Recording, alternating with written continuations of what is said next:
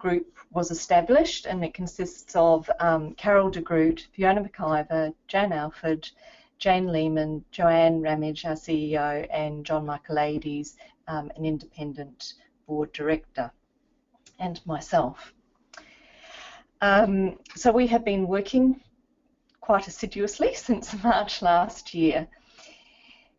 The Constitution is a legal document, and so throughout all of the background work we've had legal advice and oversight. But also once we have collated up all the members' comments, we are going to have further legal advice and oversight. It is a statutory requirement that all income and profits are applied to the promotion of the principal objects. The principal objects outline ADEA's purpose. For ADEA to have a broad scope and influence now and into the future, if these are not defined in the principal objects, it basically can't be done. So the principal objects have been, well, what was maintained was the fundamental intention of the original principal objects, but they have also been further defined and include the issues of sort of advocacy, equity of access, quality, evidence-based care and research. The document also needs to reflect greater expectations and modern governance best practice. And these are the things that include financial accountability, transparency of processes, performance and compliance measures, and risk management.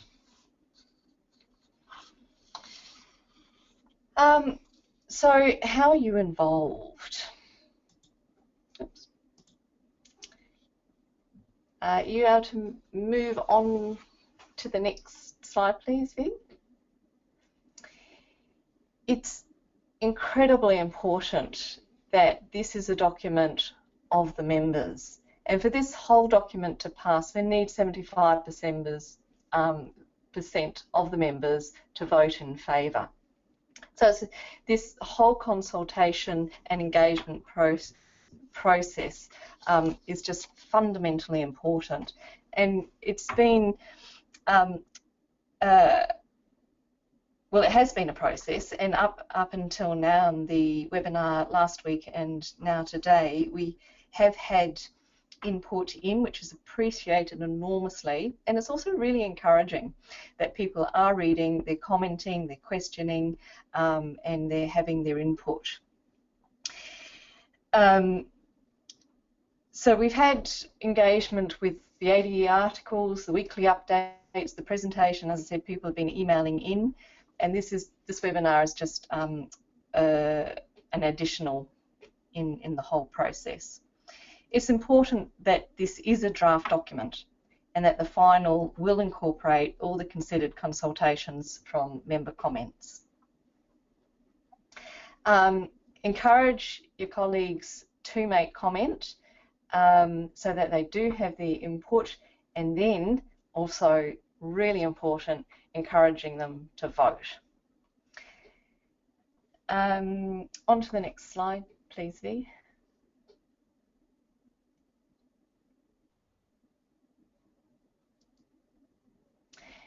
So all the comments are going to be incorporated by May 15th, and they will be taken to the lawyers again, as I said before, and then taken to the board to be discussed and voted on. And then the final vote from the members will be from mid-June. You need to feel confident that this is a solid foundation, or remains a solid foundation document to take your ADEA into the future. Next slide, please. There are still some branch meetings, and there will be discussions at the branch branch meetings. The voting will start from mid-June, and it is preferred that members do use the secure online voting, and it is secure. There will be further information about voting and also instructions on how to use proxy votes if required. And also there will be member engagement and voting at the Victoria branch meeting. So we're covering all the bases for what is required for voting on such an important document. What I'm going to go through now is the broad changes to the document. So if you have your draft constitution in front of you, we'll go through it. The main thing, very basically, was just that the Constitution, it's a working document. Members, executive, board directors, the CEO need to use this. It guides how the governance of ADEA. It needs to be user-friendly and it needs to be accessible. So there was just a whole lot of basic restructuring, referencing, table of contents. The cross-references for all the clauses was reviews because some of them were now erroneous, and a clarity of language for comprehension. It is a legal document, but we also, as non-legal people, need to be able to understand it.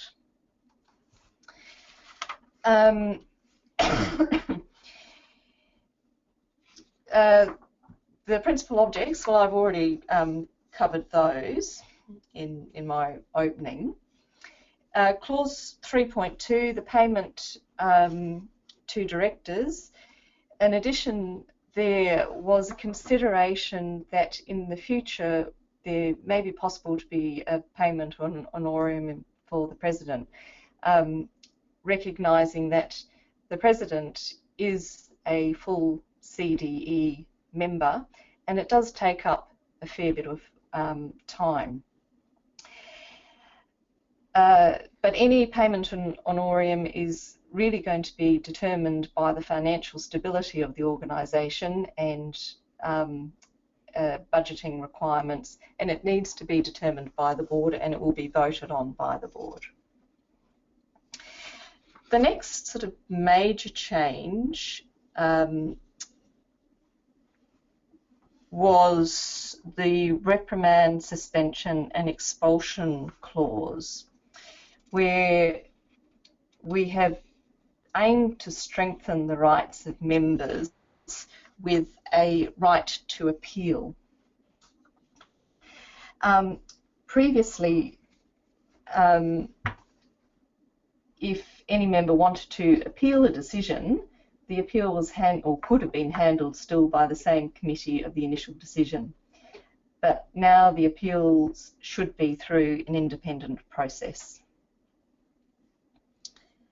Clause 10.7, electronic attendance. It's just the modern understanding now that with teleconferences, video conferences, a member can actually be present at a meeting using these electronic versions. 12.2, with the board constitution, the shift is moving from nominations from a state-based structure to a national-based structure. The aim here is to strengthen government with nominations based on skills and diversity and aim to generate more nominations for board positions. A result will be a smaller board. The current board size is really quite disproportional for ADEA as an organisation and is also really out of line with modern governance practice. The majority of the board will remain full member CDEs, and the transition process for a smaller board is covered basically in actually the current constitution through clause 12.3, and it's basically will be a process of attrition.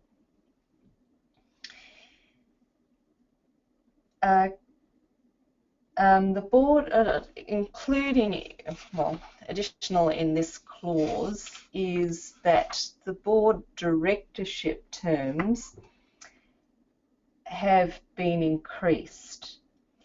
The maximum somebody can be a director remains the same, 6 years, but instead of having 3 2-year terms, the change is to have 2 3-year terms. And again, the aim here is to have stronger governance from experienced and practiced directors who are then fully engaged in the role, because it does take time to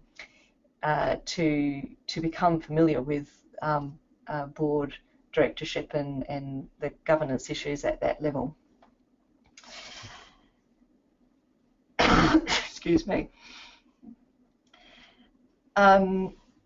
Clause 13.1 with the office bearers.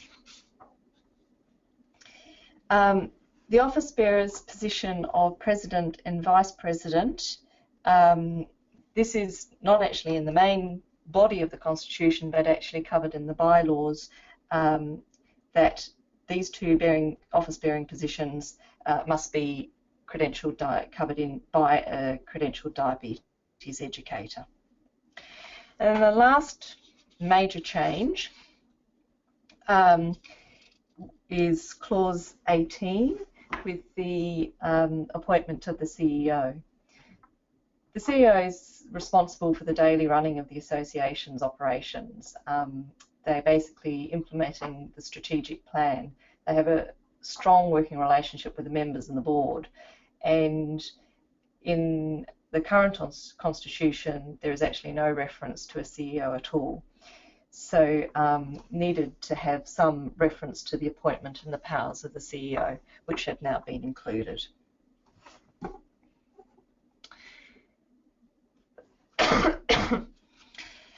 So there were the major changes to the Constitution.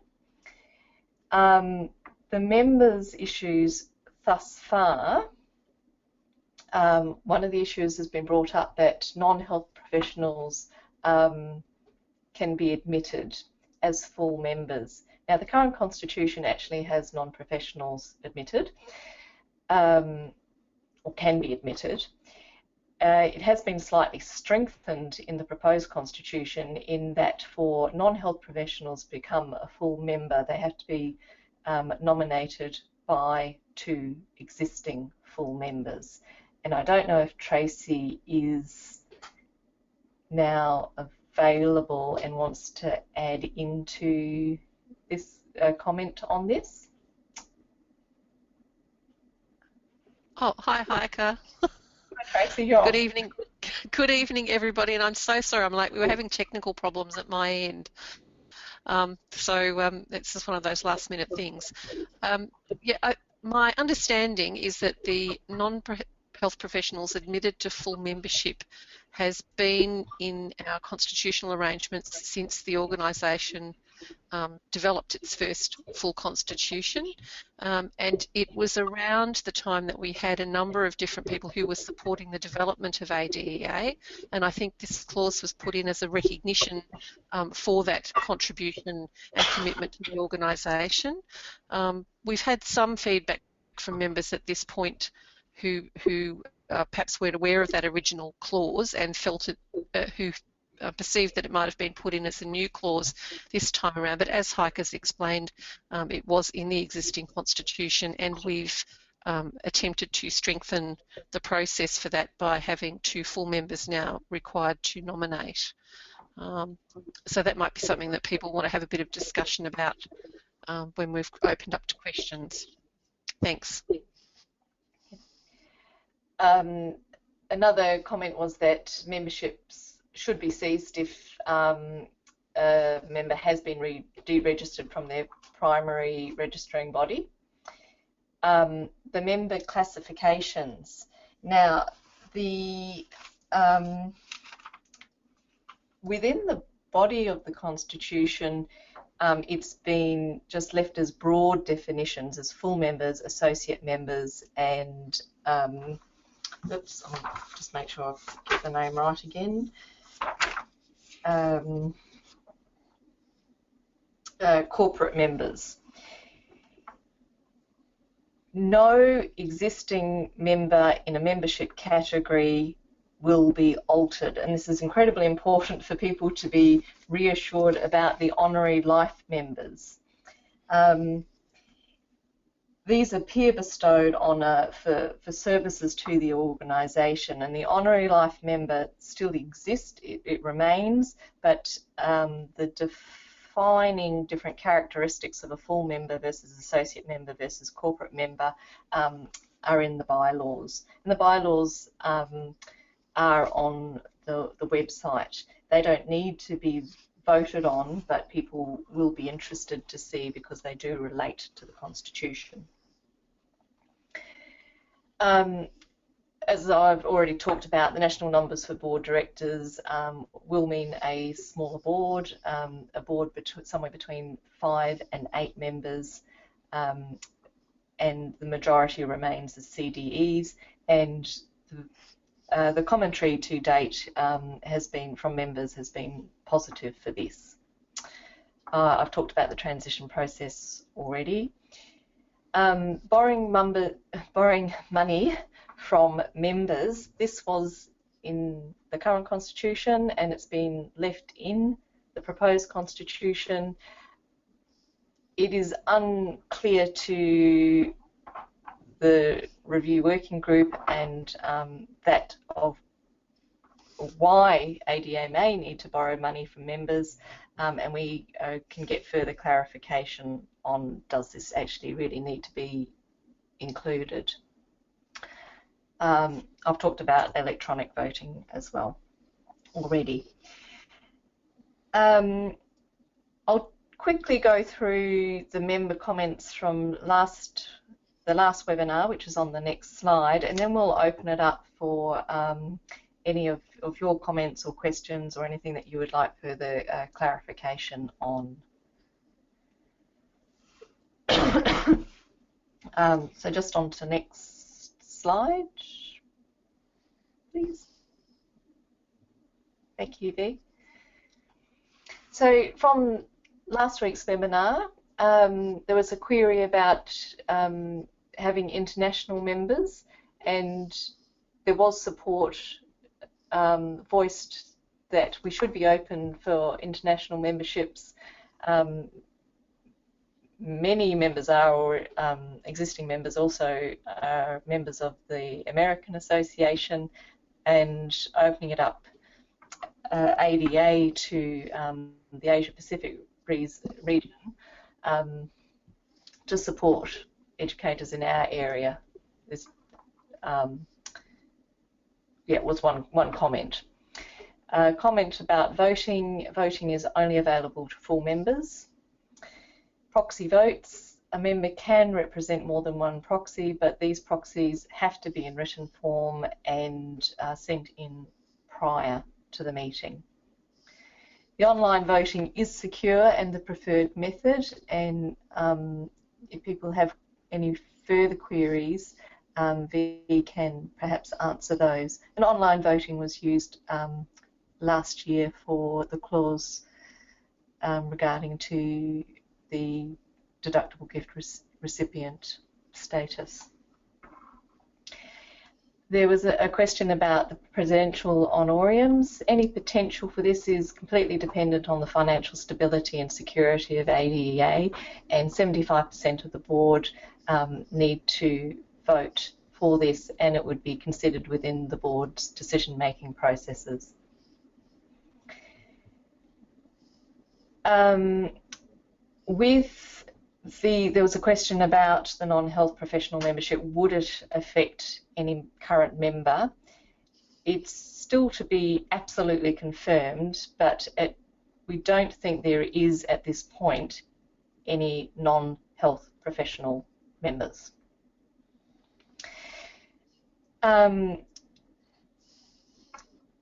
Comments and questions and wanting clarification about any of the clauses are still coming in to the email.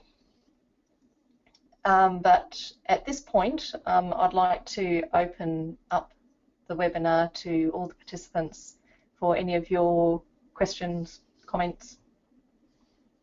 So please send your questions through. Thank you.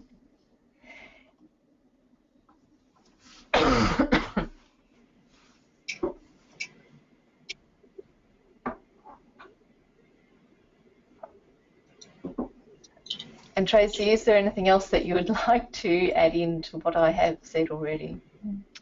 I'm just not sure what you had covered, Heike, before I actually managed to connect. I suppose I could run over the brief summary of points that I was going to start the session off with, and it was mainly around looking at the need for an effective governance document that has quite a bit of clarity around the organisation's objectives and future purpose, that we had appropriate proportional representation that reflected current governance processes, and that was around the size of the board, and also having the organisational structure reflect the CEO and board relationship, and also the responsibilities and accountabilities. The purpose of the document, obviously, is in updating and reviewing, is to also meet issues around constitutional law and our charitable status changes, which people would have been aware of over the past 12 to 24 months. Making the document easier to navigate and easier to find the clauses that are relevant for members who are seeking information, clear language, and as I said earlier, just meeting the current governance and legal requirements to really bring the document up to date. There've been a couple of minor reviews on particular sections happen from time to time, but this is the first full comprehensive review we've had since the document was written.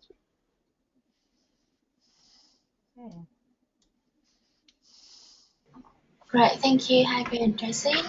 There are a few questions that has been sending through to my end, so I'll just address them one by one for you too. So first of all, can you, Heike, repeat the principal objects at the end of the sections? Because some of the participants didn't catch them all. So would it help if I reverse back to some of the slides earlier? Yes, yeah.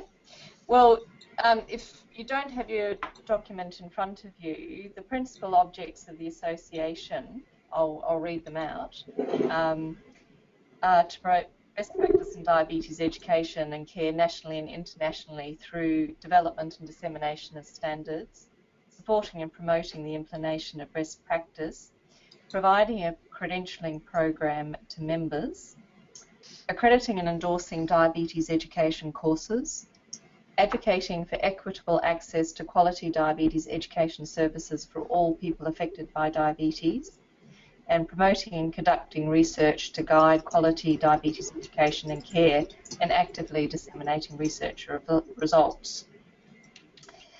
To provide a national voice on matters of diabetes education and care, provide the goal of optimal health and quality of life for all people affected by diabetes. To liaise and collaborate with relevant bodies in Australia and other countries to advance the practice of diabetes education and to assist people with or at risk of developing diabetes to achieve and maintain optimal health and quality of life, and undertake all necessary activities to achieve the principal objects of the association. So with any income or profit that ADEA generates, all that income and profit must go to promoting these principal objects. So it's important that they are specific, certainly, for ADEA, but also broad and encompassing to give us flexibility into the future. Because if it's not listed in a principal object, we can't do it. Thanks, Heike. And moving to the next questions. Is there any reason why the vote isn't able to happen at the national conference? So I guess this is referring to our ASM in August in Adelaide this year? Okay, well, one of the reasons for bringing the vote forward of the meeting in August is that under the current constitutional arrangements and by going through the transition process onto the new board, in order to smooth the process, we've decided to run the vote to give the maximum number of people the opportunity to participate. So we've been through a process of updating and letting people know what's coming up. There have been webinars, emails, information on the website in the ADE, etc. The other issue is that in terms of getting to the meeting and then transitioning to the new board, if we are to hold the vote, we can then transition to the new board arrangements smoothly. If we don't meet the requirement, which is 75% of the membership to support the vote for the new constitution, remembering that it is the members' constitution, that we will then need to look at a process of calling for nominations to fill any positions that are coming up to be vacant. So by holding the process before we actually get to the AGM at the Adelaide conference, that will then give us a bit of a time period in order to be able to do that if it's needed. Of course, we would be encouraging everybody to go through the voting process and to vote so that membership's voice on the issues can be clearly heard, but the board also has to be cognizant of having a process in place that means if the vote is not successful in terms of getting 75% of membership support, then we need to be able to ensure that there's a smooth transition and continuation for the existing board processes. Thank you, Tracy. So moving to the next question is quite a long one. Basically, the question asks about New South Wales, for example, currently have a member on the board, and that person is seen to be the link between the New South Wales branch, the branch member, and the national office. So with the move to the nationally elected board members, will there be any particular person on the board to take care of this role for the New South Wales branch?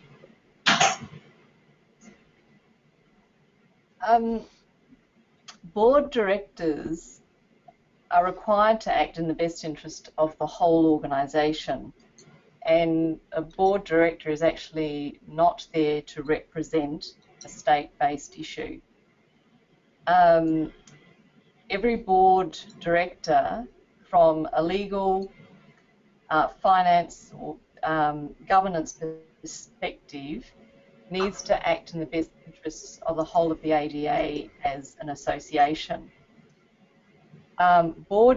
State-based issues are taken to state executive, and the state executive, if these state issues do need to be taken or looked at a national level, these are then also discussed with the CEO, and if then and then taken to the board. So states are represented by their state executive. Board directors do not represent each state. Thanks, Would you like to add that, Tracy? Yes, that is the situation, and it's the situation under the current constitution. That the current constitution is quite clear that the board directors must act in the interest of ADEA and not represent a state-based interest, and that's one of the reasons why also. You know, in the past, I suppose the perception has been, as the members suggested, that the board director was there as a state representative, but as we've just discussed, that's not actually the case under the Constitution. But there is still an important need for members at local branches, state and territory branches, to have access to communication through to ADEA at the national We've level. lost Tracy again. And so,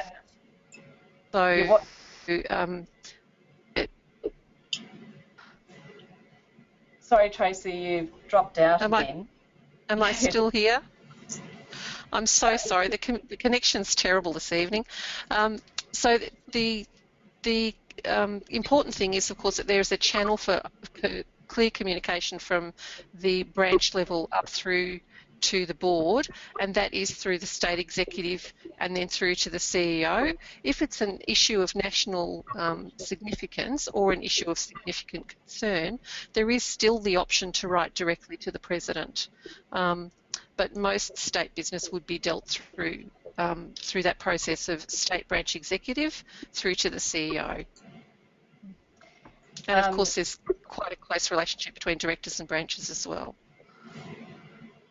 And the state executive are meeting regularly with the CEO. Great, thank you, Tracy and Heike. Can we move to the next question? So there's a question asking for why is it important for members to vote on this? The Constitution is well, as we have just outlined, the Constitution has required a full review for each of the issues that I outlined basically on the first slide. There are new understandings about accountability and governance.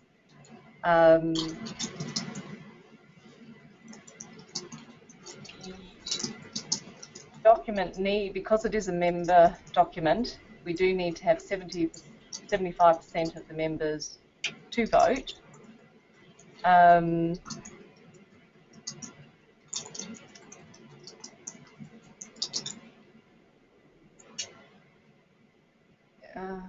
Hello, Heike, I can just do that. Sorry.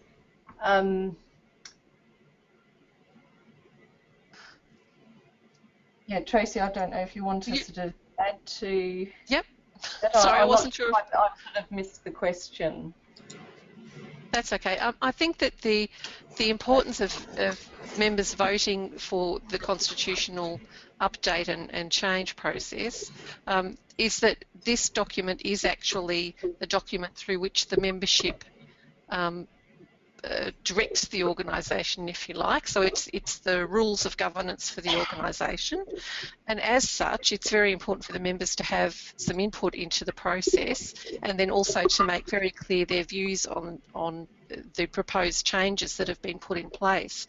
As Heike was explaining, as we've gone through the presentation tonight and also through the previous communication, state branch meetings, the ADE on the web, the email updates, etc., to communicate to people the rationale as to why we've undertaken a full review, one of which, as I mentioned, was the fact that the document hasn't had a full and comprehensive review since it was implemented, and we've gone through it with a fine-tooth comb, literally this time with the Constitutional Review Working Group and legal input to make sure that we've brought that document right up to date and that it reflects current governance practices. And again, it's vitally important that the membership vote. We do need 75% of the members to support the vote, so that's 75% of full members to support the vote, and that would then enable the constitutional changes to proceed.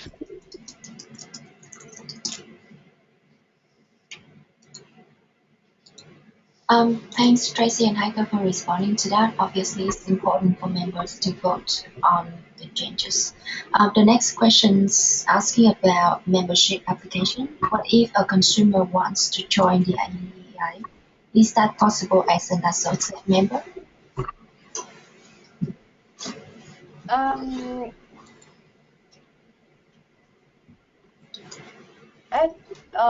the moment in the bylaws, I don't think. I'd have to.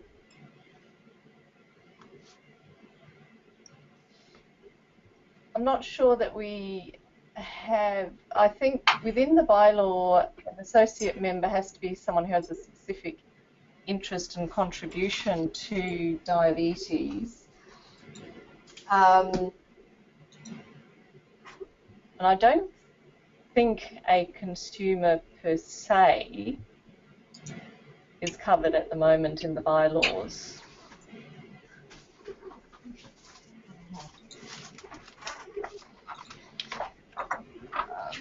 I'll have a quick look, just having a quick look in the current bylaw and the associate memberships.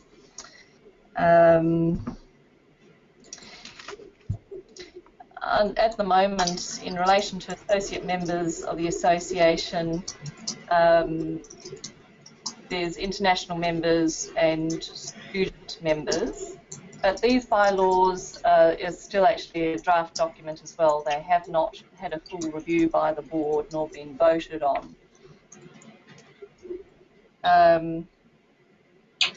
So at the moment, no, consumers are not listed as being able to be members. Thanks, Heike. The next, sorry, Heike, go ahead, Tracy.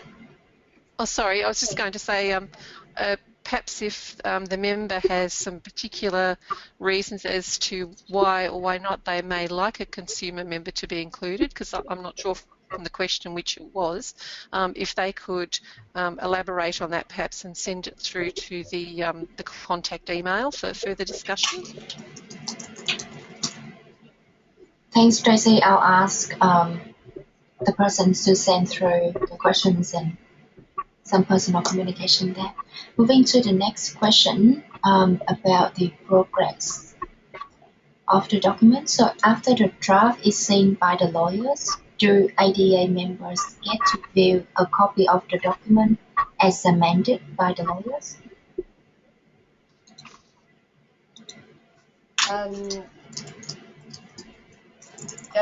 Member comments, yes, by the 15th of May will be discussed and also reviewed with legal advice, which the final review will be by the 20th of May, so that the draft document can go to the board for discussion. And then an out-of-session voting of the board on the document, and then taken to back to the members as a final document to be voted on. And the voting would commence from mid-June.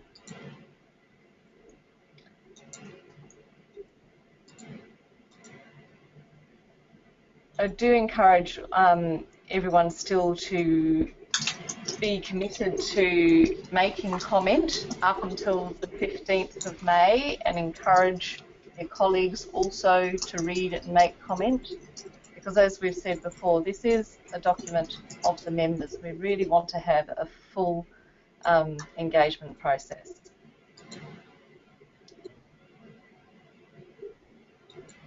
Thank you, Heike. I'm still monitoring some of the questions in here and haven't seen new questions coming through. So if you guys have any more questions, please use the questions feature.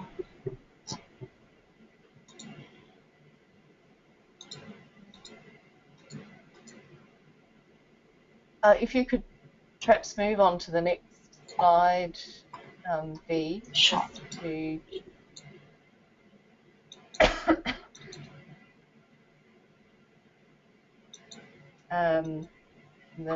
the next one.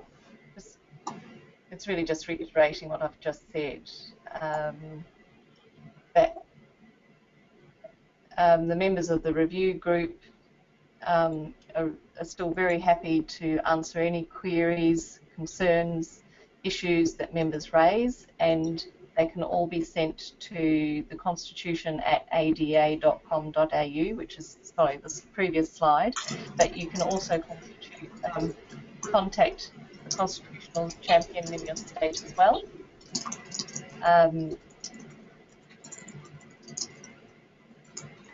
Yeah, if there's anything that we haven't answered clearly enough for you, or new things that come up from further reading.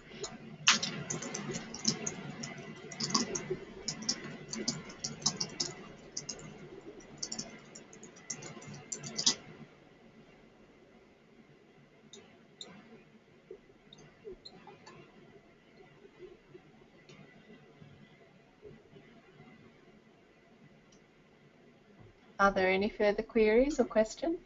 I'm monitoring the questions at the moment, and there are feedbacks that I can send through to you after the sessions, but no more new questions. Okay. Excellent. Thank you, everyone, for attending and participating and asking questions and wanting clarification. There will be plenty of notice and information about voting and the voting process. So as I said before, please encourage your colleagues to read, critique, send in their questions, and to be ready to vote in June.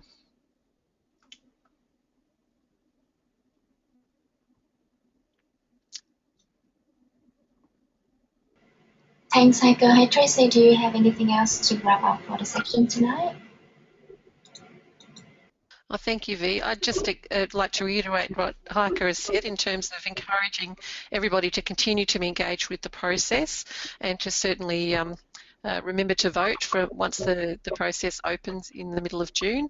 Also to thank all of the members for their interest in attending this evening. I know that everyone's extremely busy out there, and your commitment in attending an evening session is very much appreciated.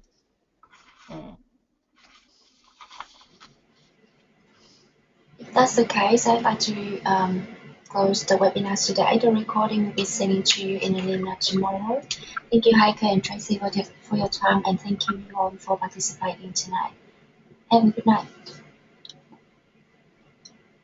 Thank you, V. Thanks, Heike. Thank you, V. Thank you, everyone.